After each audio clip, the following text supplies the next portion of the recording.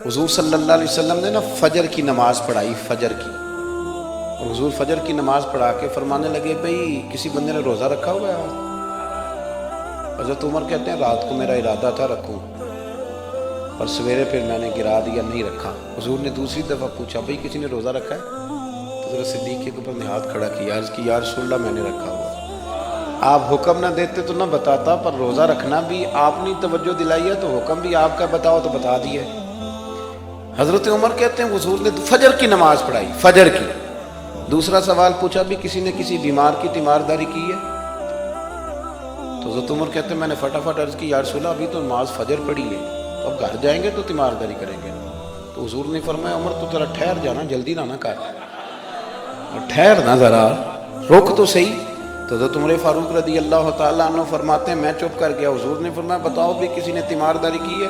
تو صدیق اکبر نے ہاتھ کھڑا کیا، عرض کی یا رسول اللہ عبد الرحمن بن عوف رضی اللہ تعالیٰ عنہ 2-3 دن سے نماز پڑھنے نہیں آ رہے تھے، رات میں نے پتہ کرایا تو پتہ چلا بیمار ہیں، اور حضور مجھے یہ بھی پتہ ہے وہ میرا یار ہے، مجھے پتہ ہے رات کو جلدی سوچا پر تہجد میں ضرور اٹھتا ہے۔ تو حضور میں بھی ذرا فجر کے وقت جلدی اٹھا ہوں تو فجر میں آنے سے پہلے عبد الرحمن ابن عوف کی تیمارداری کر کے آیا۔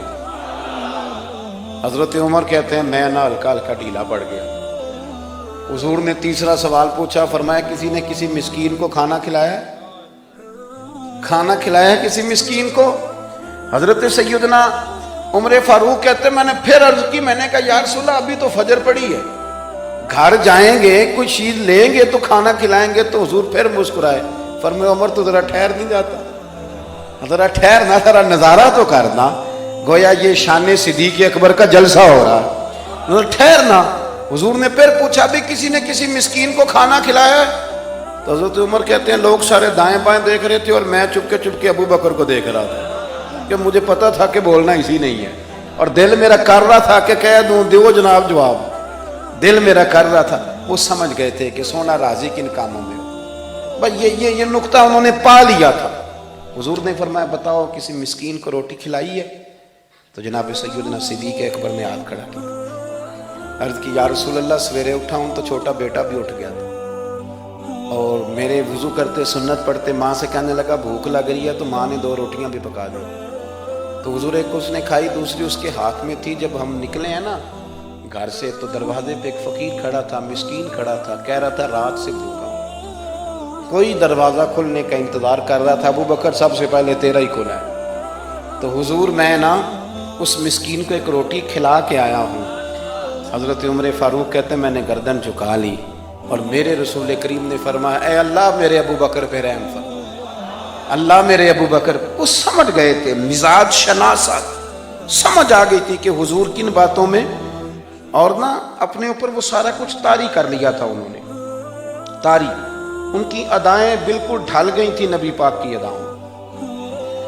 3 دن وہ غار ثور میں رہے تو ہمارے صوفیاء فرماتے ہیں کہ ان پر تجلیاں بھی پڑی محبوب کی معرفت کی۔ جب مدینے آئے نا نبی کریم کو لے کے، تو کچھ لوگوں نے حضور کی زیارت کی تھی، کچھ نے نہیں کی تھی، تو کچھ آتے تو نبی پاک کی دستبوسی کر کے بیٹھ جاتے، حضرت ابو بکر سے ہاتھ نہ ملاتے، اور کچھ صرف حضرت ابو بکر سے ہاتھ ملاتے اور حضور سے ہاتھ ہی نہ ملاتے۔ میری بات پہ توجہ ہے آپ حضرات کی؟ تو کچھ لوگوں کو نا شبہ ہونے لگا، وہ معاذ اللہ سمجھنے لگے کہ شاید یہی اللہ کے رسول ہے۔ حضرت صدیق اکبر یہ کیوں شبہ ہوا؟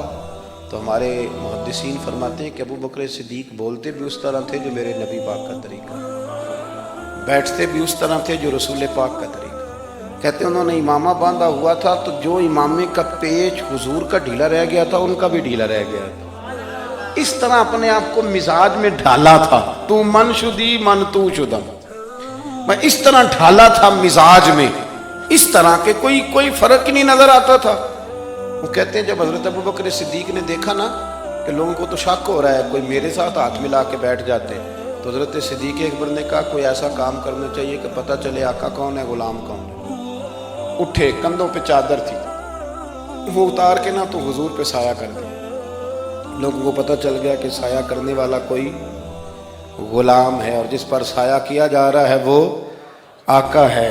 کیا خوبصورت نقطہ لکھا ہے مفسرین نے شارحین فرماتے ہیں تھوڑی دیر کے لیے، تھوڑی دیر کے لیے، تھوڑی دیر کے لیے حضرت ابوبکر صدیق نے حضور کے سر انور پر اپنی چادر کا سایہ کیا تھا۔ اللہ کے رسول نے احسان کا بدلہ یہ دیا، نیکی کا بدلہ یہ دیا کہ قیامت تک ان کی قبر پر اپنے گنبد کا سایہ فرما دیا، قیامت تک گنبد کا سایہ کر دیا ان کے مزار پر۔